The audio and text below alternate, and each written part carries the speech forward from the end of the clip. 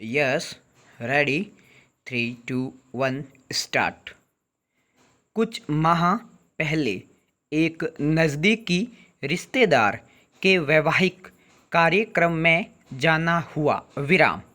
वहाँ दूल्हा दुल्हन के सप्तपदी रस्म की अदायगी के समय मंडप के आसपास दोनों पक्षों के परिवार और रिश्तेदार क्रिकेट की दो टीमों की तरह बंटे बैठे थे। विराम।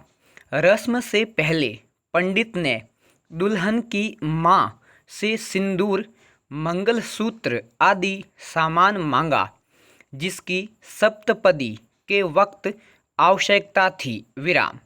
विवाह के दौरान संस्कारों में मदद के लिए एक घरेलू नाई महिला को दायित्व सौंपा गया था। विराम।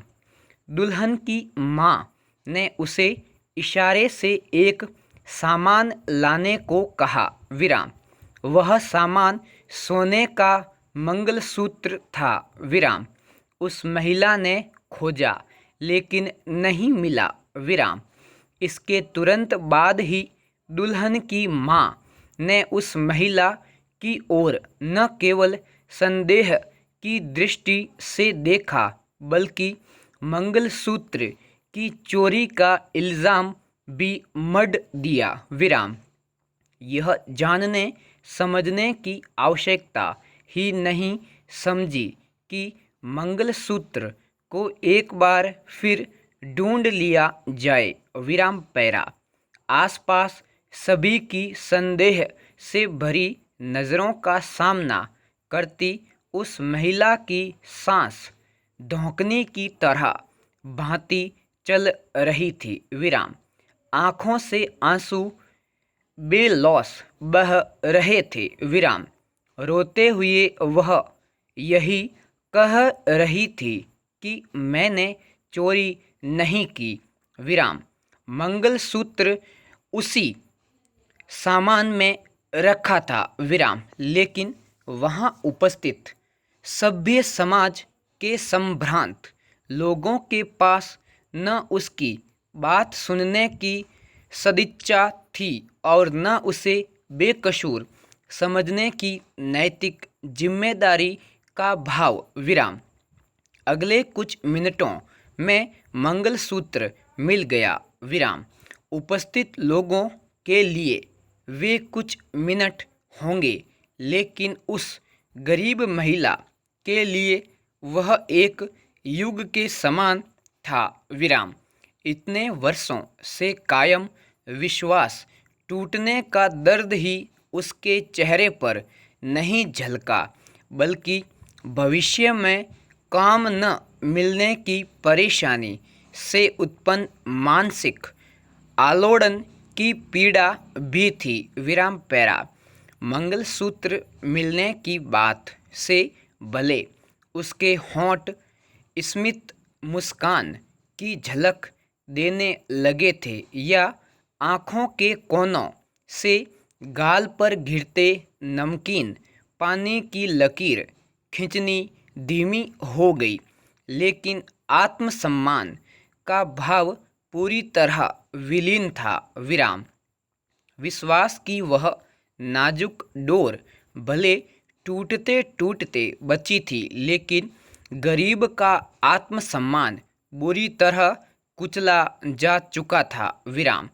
उसने वर्षों विवाह समारोहों में काम करके जो विश्वसनीयता की पगडंडी निर्मित की थी, वह आज एक बार फिर लरज कर रह गई। विराम। इस पगडंडी पर चलते हुए उसने अपने मोहल्ले ही नहीं, बल्कि अन्य मोहल्लों के वैवाहिक समारोह में ज़रूरी उत्तरदायित्व मिलते रहे थे। विराम। उसके बदले उसे क्या मिलता था? प्रश्नवाचक चिन्ह। हक के मुकाबले मेहनताने के तौर पर नाम मात्र के लिए कुछ पैसे या अनाज। विस्मयबोधक चिन्ह।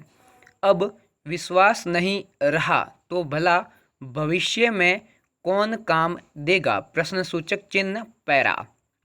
याद आता है वह 13 साल का बच्चा जो मेरे ही पड़ोस के एक घर में घरेलू सहायक था विराम। उस बच्चे पर घर वालों ने आभूषण चोरी का इल्ज़ाम लगाया विराम। क्योंकि वह उसी घर में रहता था तो उसकी कोठरी की तलाशी ली गई, पीटा भी गया, लेकिन आभूषण नहीं मिला विराम। बाद में उस व्यक्ति को बुलाया गया जिसने लड़के को काम पर रखवाया था विराम। लड़का रोते हुए, हाथ जोड़ते हुए खुद के बेकसूर होने का आग्रह करता रहा, लेकिन किसी ने उसकी बात नहीं सुनी विराम। यह जानते हुए भी कि वह पिछले कई साल से वहीं रहकर काम कर रहा है और उसने कभी कोई चीज़ नहीं चुराई विराम। पुलिस को तो नहीं बुलाया गया क्योंकि परिवार जानता था कि बाल मजदूरी के अपराध में उल्टा उन्हीं पर मुकदमा हो जा सकता है विराम। उस लड़के को काम से निकाल दिया गया विराम। उसी दिन आभूषण घर की उस अलमारी में मिल गया जिसे सिर्फ उसे घर के मालिक ही खोल सकते थे विराम पैरा। ऐसी अनेक घटनाएं आम शहरी जीवन में रोज़मर्रा घटित होती रहती हैं विराम। दरअसल हमारी मानसिकता कुछ ऐसी बन चुकी है कि अगर घर में रखी कोई चीज़ मिल नहीं रही है तो वह गरीब घरेलू सहायक ने ही चुराई होगी और हमारी अंगुली बिना पलक झपके सीधे उनकी ओर उठ जाती है विराम। तुर्रा यह कि वस्तु मिल गई तब भी अमुख से माफ़ी मांगना तो दूर, मीठे 2 बोल तक हमारी जुबान से नहीं निकलते। गलती स्वीकारना तो दूर की कौड़ी ठहरी विराम पैरा।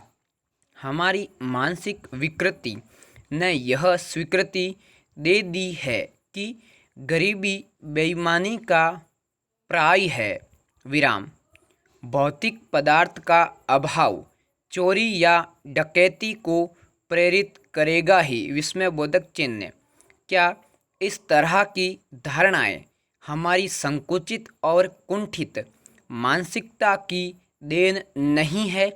प्रश्नवाचक चिन्ह। जबकि समाज में ऐसे जाने कितने उदाहरण हैं जो यह सिद्ध करते हैं कि भौतिक दृष्टि से समृद्ध व्यक्ति अधिक बेईमान साबित हुआ है विराम। इतिहास की ओर दृष्टि डालें तो जमींदार, पूंजीपति और धनिक वर्ग आमतौर पर बेईमान और शोषक रहा है विराम। मैं उस सत्य को भी नहीं नकारती जब कुछ अपराधों के पीछे घरेलू नौकर का हाथ मिलता है विराम। सावधानी और विवेक के इस्तेमाल से ऐसी घटनाओं से बचा भी जा सकता है विराम।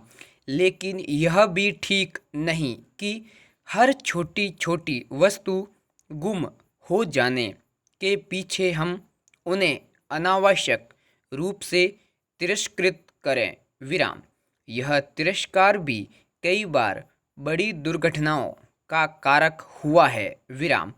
असल में मामला शोषक शोषित का ही नहीं बल्कि संवेदनहीनता समेत हृदयहीनता का भी है विराम।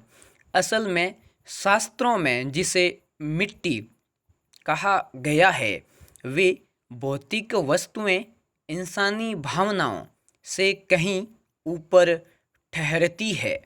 पूर्ण विराम।